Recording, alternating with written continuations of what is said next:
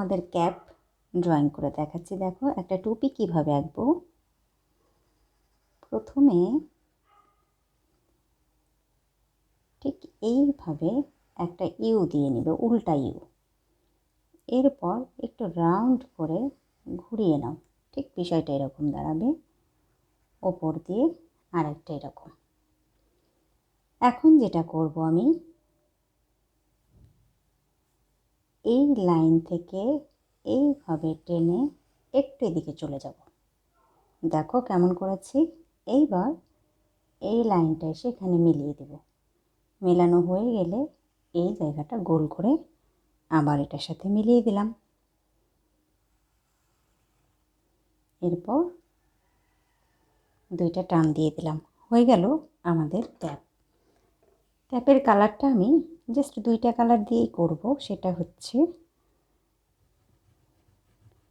একটু আমি সিঁদুর লাল, যেটা সেই কালারের প্যাস্টেল কালারটা নিচ্ছি।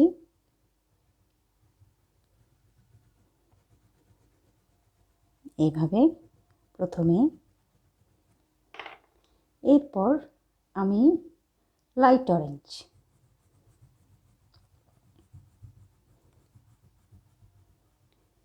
ঠিক এইভাবে মিশিয়ে দেব। এইখানেও লাইট অরেঞ্জ। ক্যাপের এই জায়গাটা সিঁদুর লাল, যেটা রেড, একটু অরেঞ্জ অরেঞ্জ ভাব, এই কালারটা দিচ্ছি। সাথে এখানে ঠিক এইভাবে মিশিয়ে দেব। আবার আমি এই জায়গাটা রেড দিয়ে দেব। দেখো আমি অরেঞ্জ, আর অরেঞ্জ বলতে গেলে কি মানে একটু রেড টাইপের অরেঞ্জ, ডার্ক অরেঞ্জ, একটু লাল লাল টাইপের যে কালারটা, সেই প্যাস্টেল কালারটা ইউজ করেছি। আর সাথে লাইট অরেঞ্জ এটা দিয়ে মিক্সড করে দিয়েছি। এখন আমি ঠিক এই জায়গায় একটু ব্রাউন কালারটা ইউজ করতে চাই, কারণ এটা নিচের দিকটা একটু অন্ধকার অন্ধকার দেখা যাবে।